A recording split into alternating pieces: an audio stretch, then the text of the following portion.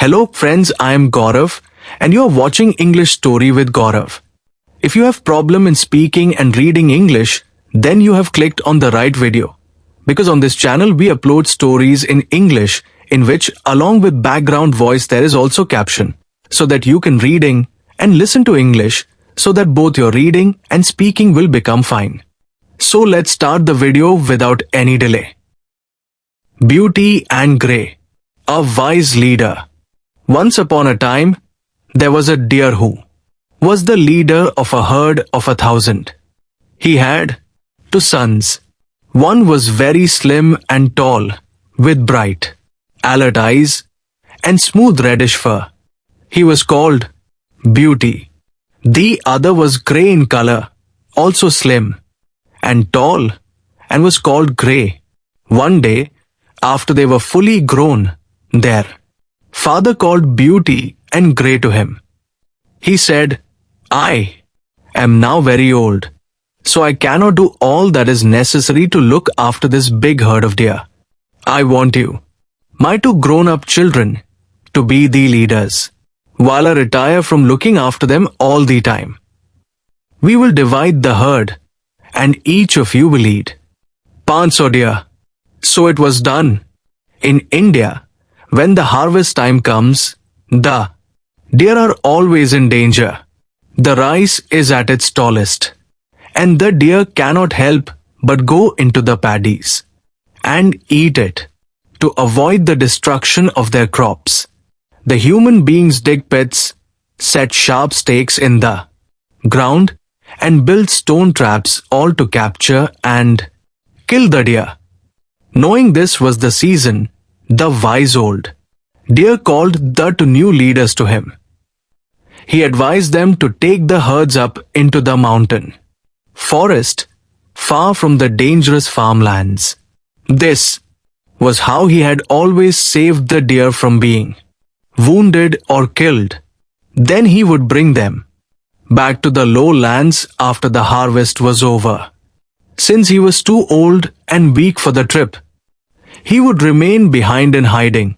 He warned them to be careful and have a safe journey. Beauty set out with his herd for the mountain forest, and so did Grey with his. The villagers all along the way knew that this was the time the deer moved from the low-lying farmlands to the high countryside.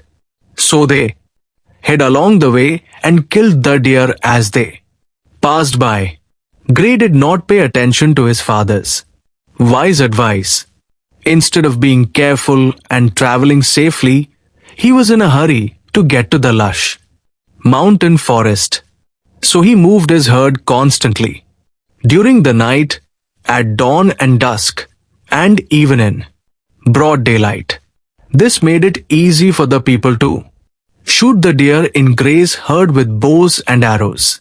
Many were killed, and many were wounded, only to die in pain later on. Grey reached the forest with only a few deer remaining alive.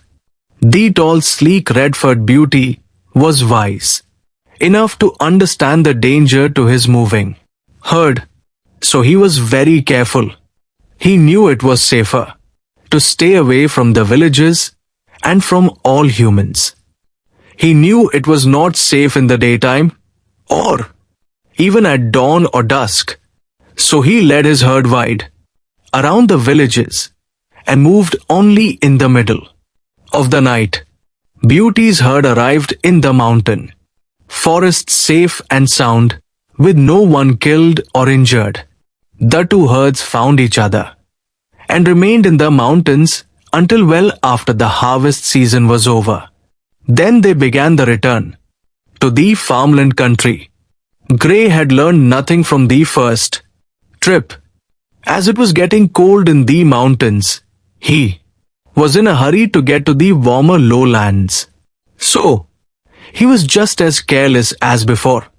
Again the people hid along the way and attacked and killed the deer. All Grey's herd were killed, later to be eaten or sold by the villagers. Grey himself was the only one who survived the journey. Beauty led his herd in the same careful way. As before, he brought back all 500 deer completely safe.